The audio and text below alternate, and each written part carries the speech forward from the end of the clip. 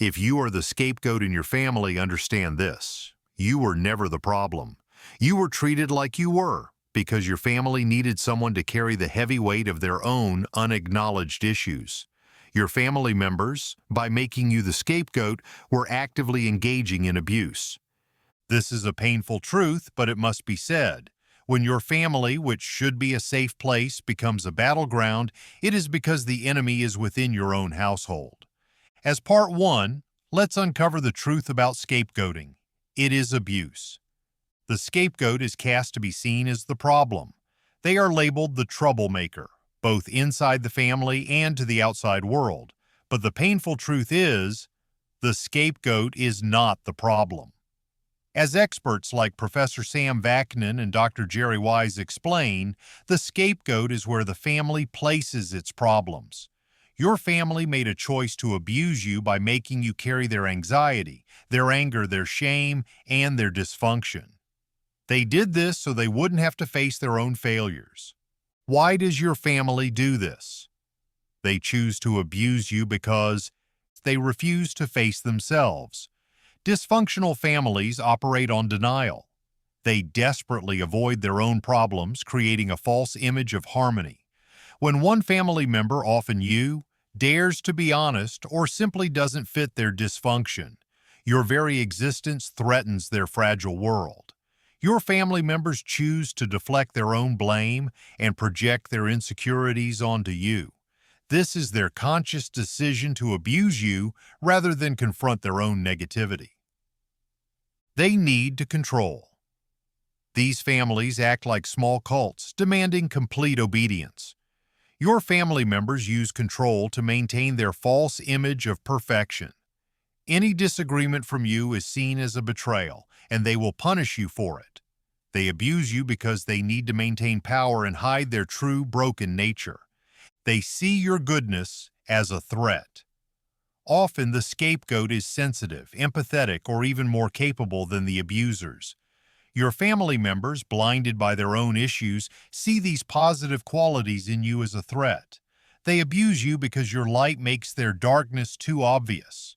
Your virtue becomes a target for their cruelty. Your family is not just making a mistake by scapegoating you. They are actively engaging in emotional and psychological abuse. As part 2, let us understand the devastating harm of scapegoat abuse and how the scapegoat experiences their abuse. Being the target of family scapegoating is a relentless and deeply damaging experience. This constant abuse impacts your very being, often threatening your mental health and, as Professor Vaknin explains, sometimes even your very survival. The actions of your guilty family members are directly responsible for this profound suffering.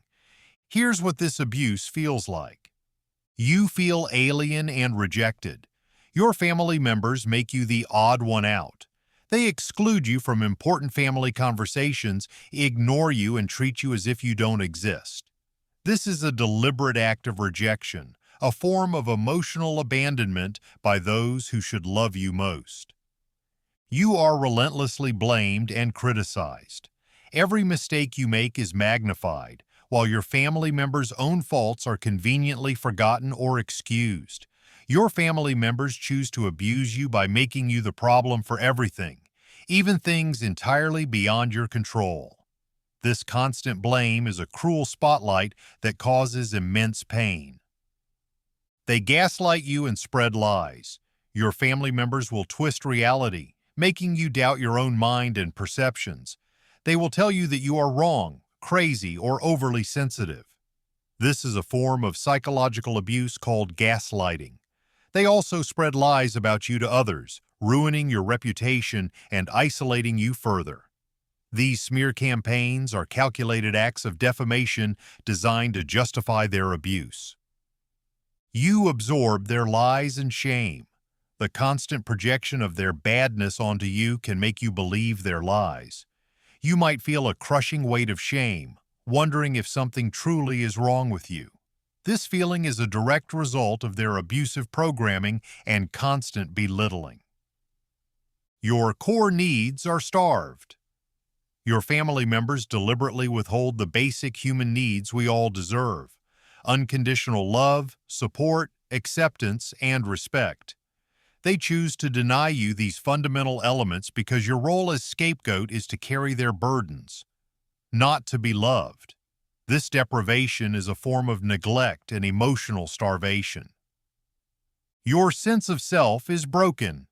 Because your earliest understanding of yourself comes from your family, their abuse distorts your identity.